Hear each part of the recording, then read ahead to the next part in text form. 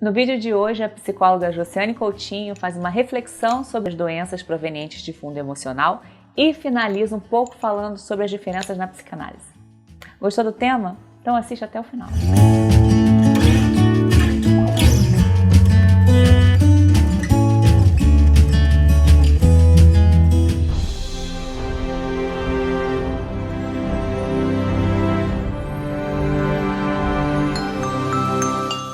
Olá pessoal, sejam bem-vindos a mais um vídeo no meu canal.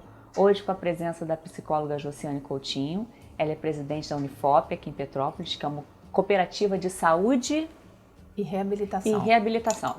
E também é sócia proprietária da clínica multidisciplinar Vila Esther aqui no centro da cidade. Obrigada.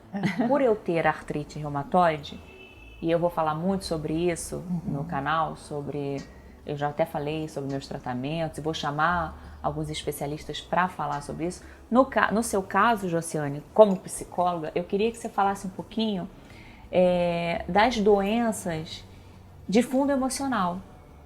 É interessante que essa discussão do psicossomático, né, o que vem primeiro, o ovo ou a galinha?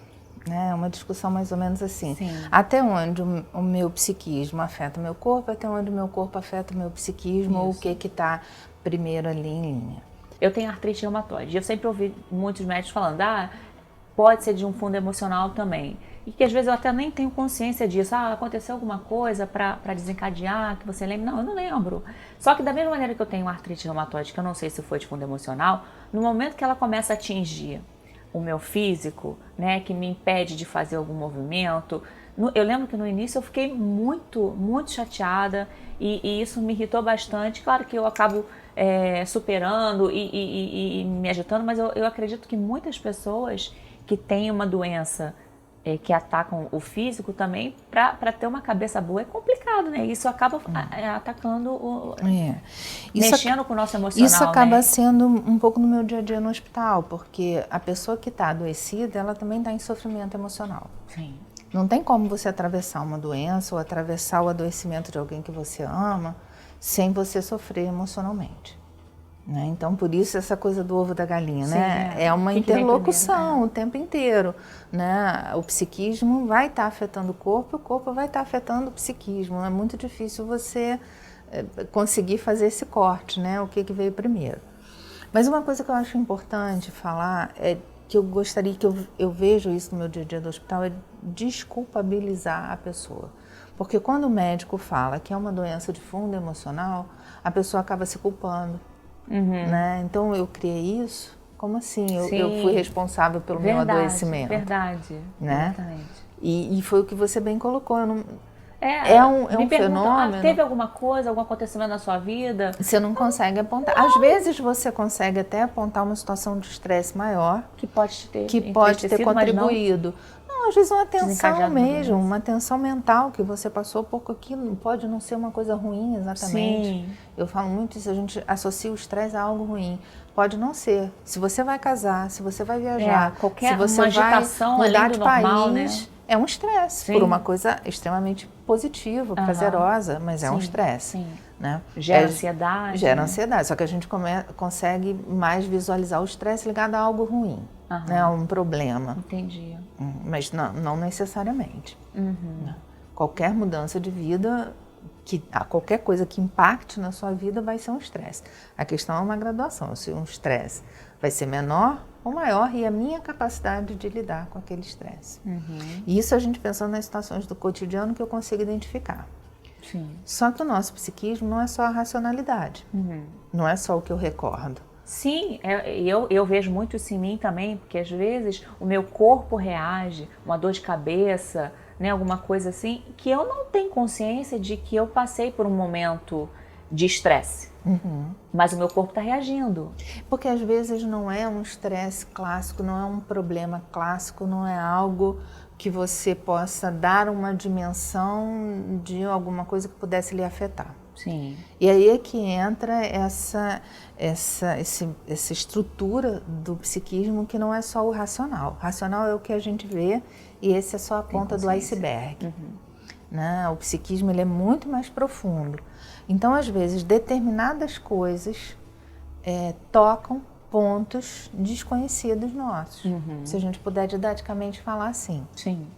Então, às vezes, algo que eu posso não ter atribuído um valor me afetou, sem que eu tenha consciência disso. E aí o meu corpo reagiu. Por que que o corpo reage? Para você construir um sintoma no corpo, você tem uma história de vida.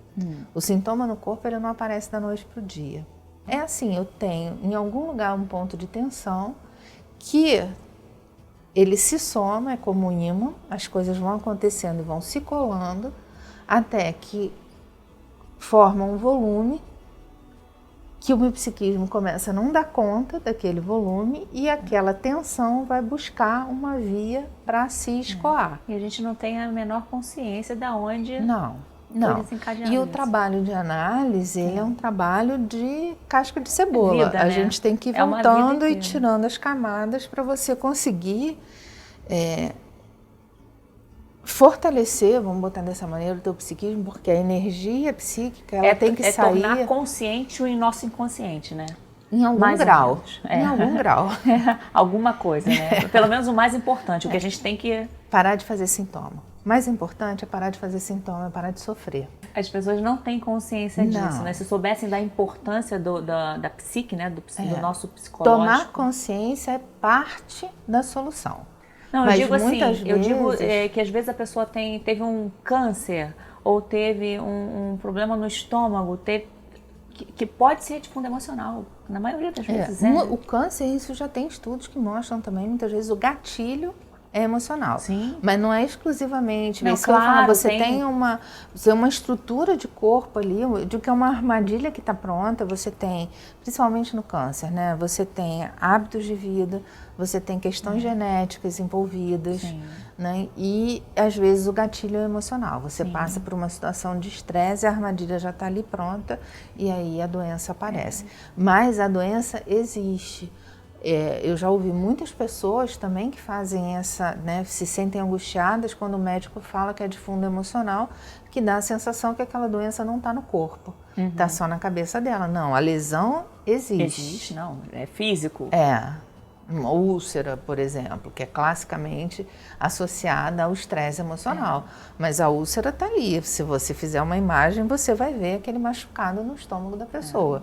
É real. A questão da doença psicossomática, né, como classicamente se fala, você tem uma energia psíquica, você tem uma energia mental e por qualquer curto-circuito você não dá conta dela no psiquismo e aquela energia acaba sendo descarregada no corpo.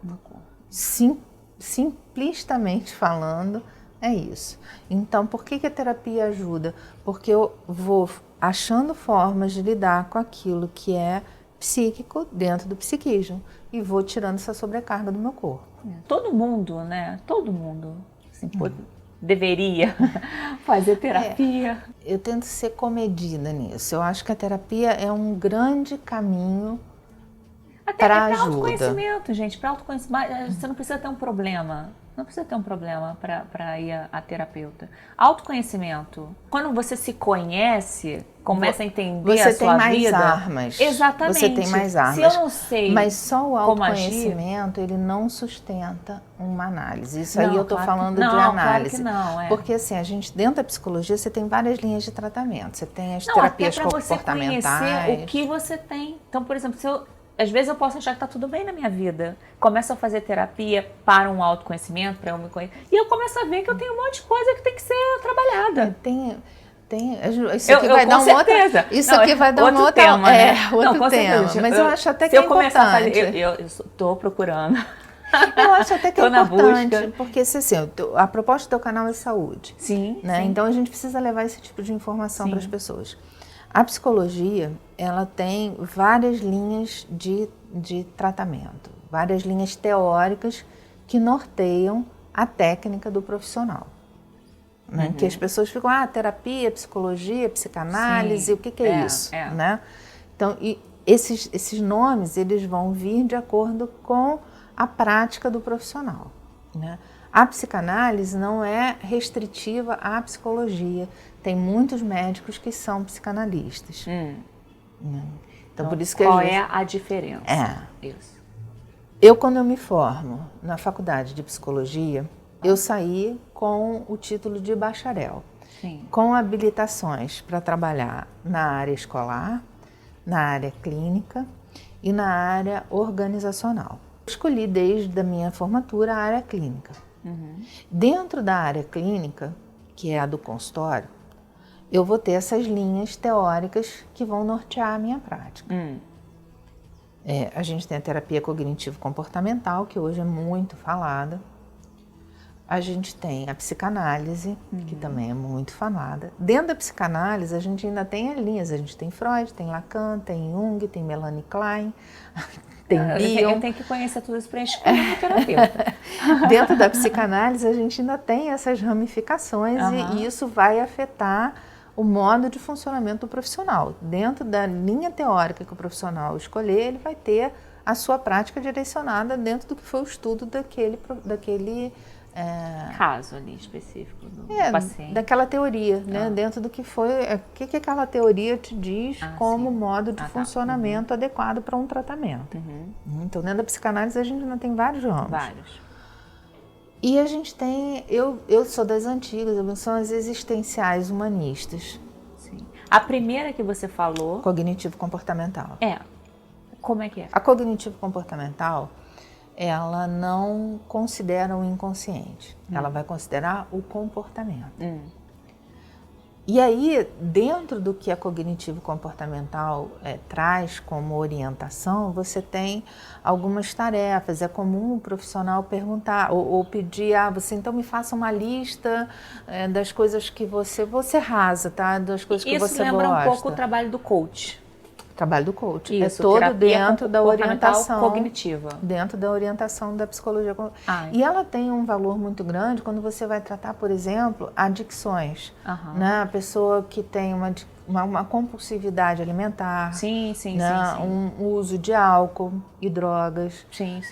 Você passa tarefas, exercícios. Porque você precisa coloca metas. Você precisa conter aquele comportamento. Porque aquele comportamento está trazendo um prejuízo grande para a vida da pessoa. A psicanálise, ela também trata isso. Só que você alcança um efeito da psicanálise a médio e longo prazo. E muitas vezes o prejuízo de vida daquela pessoa é tão grande... Você tem que ser ali um efeito imediato para depois continuar a médio e longo prazo. Dentro da área organizacional, a cognitivo-comportamental, ela tem também para treinamentos, ela contribui muita coisa. E com a questão comportamental, só para eu concluir, ela acaba acontecendo muito assim. Eu, às vezes, consigo modificar um comportamento. Mas você tem que ir lá... Mas daqui a pouco... Vai voltar, né? Se não for esse comportamento, uma fobia. Eu consegui resolver uma fobia.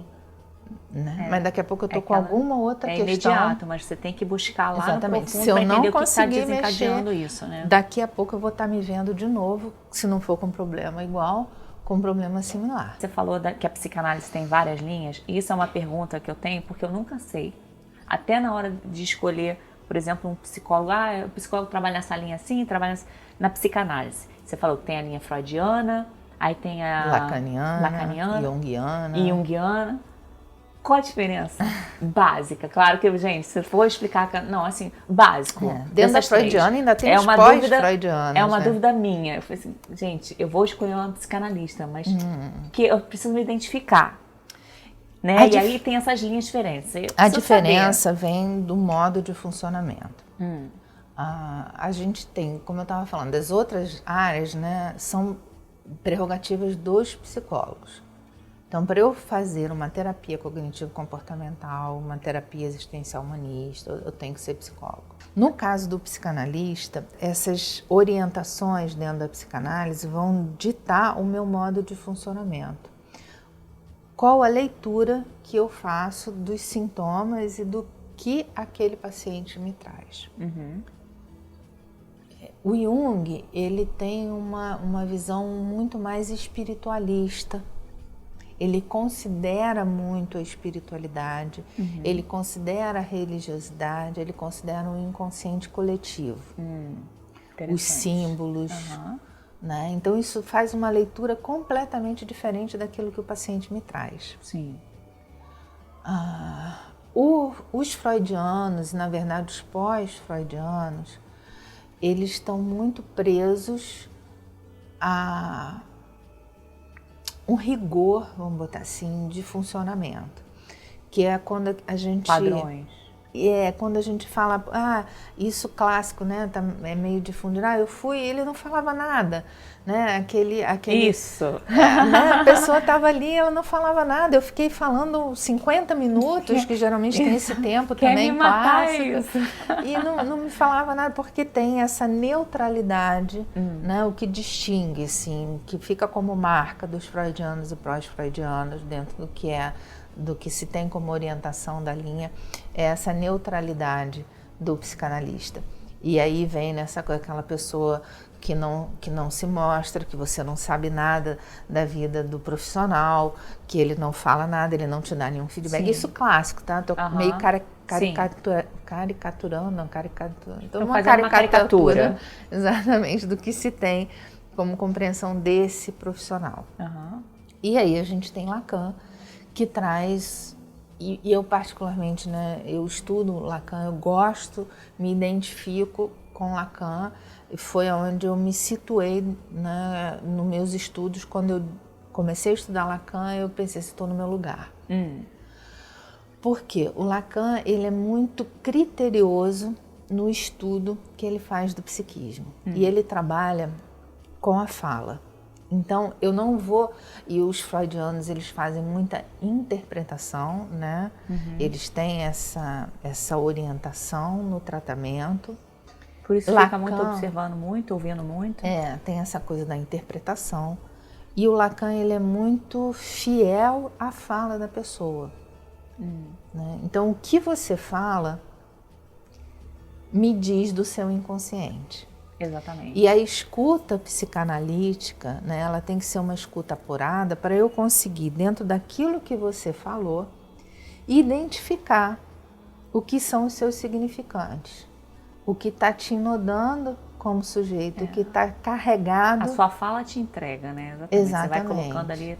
E aí, trabalhar com esse desdobramento da fala seria o que poderia trazer, o que faria a tua energia libidinal entrar em funcionamento, tirar os seus nós, o que te paralisa, o que te causa sofrimento, seria através desse desdobramento da fala. Achei essa mais interessante. Lacan trabalha, é porque eu sou apaixonada, então muito possivelmente eu estou te explicando muito melhor, porque é o que eu tenho conhecimento também, né? Isso me clareou tudo, gente. Agora para procurar minha terapeuta, agora eu já sei, eu quero essa linha aqui, porque a busca é incessante. Muito bom, gente, muito bom. Olha, a gente acabou entrando num tema aqui que não estava previsto. Você vai dar 2 programas, 3 programas temos aqui. Achei super interessante, bom para esclarecer, principalmente eu era uma que tinha dúvida em relação a essa linha de tratamento, agora já ficou fácil. Já ficou fácil para eu identificar, pelo menos, não sei se é assim que funciona, né? Mas até para você ter uma empatia com o profissional, a linha de tratamento, por exemplo, linha freudiana. Gente, não dá, para mim não dá. Eu não vou sentar e ficar com o terapeuta na minha frente e ele só ficar ouvindo o que eu tenho para falar. Eu tô falando, se for uma caricatura, tá? Mas eu já fui a muitos, eu tenho essa experiência. Muitos têm, esses mais ortodoxos, eles vão ter essa postura. A minha busca é longa. Eu já tive várias experiências, gente, e com certeza muitos já tiveram também. Chegar no terapeuta, no psicólogo, sentar, ele ficar olhando para você enquanto você tá falando. Nessa análise, né, que você tá falando, essa interpretação. Só que há pessoas e pessoas. Eu não me identifico com essa maneira de trabalhar, porque eu quero troca, eu quero alguém que chegue para mim e fale alguma coisa, que interprete alguma coisa, que dê um feedback. Pode ser que também eu esteja querendo demais, não seja assim também, mas eu quero chegar, quero sentar, quero trocar. O feedback, ele é, vamos dizer, não é que a gente não, na orientação lacaniana, né, você não vá devolver para a pessoa o que ela falou. Muitas vezes você devolve, você trabalha com orientação também. Mas o que a gente pode fazer esse tipo de coisa, mas tem que estar num objetivo de tratamento. Sim. E o principal objetivo é provocar a cadeia de significante. Provocar a produção do inconsciente, provocar que a pessoa traga os seus significantes. Então, eu sinto falta disso. É dessa provocação mesmo. É de buscar mais profundo e de ter uma interação maior. Então, gente, olha... Adorei, espero que vocês tenham gostado também. Deu assunto aqui a beça que a gente não estava imaginando. Foi muito esclarecedor para mim essa essa definição, né, das linhas de tratamento da psicologia. Que também foi rasa, tá, Não, gente? Eu peço aqui, me desculpe, foi rasa. Claro, para aprofundar a gente precisa de outras sessões, precisa de uma entrevista para cada linha. Vamos falar só sobre Freud, vamos falar só sobre Jung. E aí a gente busca os especialistas de cada linha para falar. Isso, mas foi muito bom, foi válido, foi ótimo. Então, pessoal, espero que vocês tenham gostado. Se gostaram, já deixa o like, compartilha, ativa o sininho das notificações para receber as novidades do canal. Se vocês tiverem alguma dúvida ou alguma sugestão de tema, já deixa nos comentários. Eu vou ficar muito feliz em procurar novas informações para ajudar vocês, tá bom? Um beijo e até o próximo vídeo.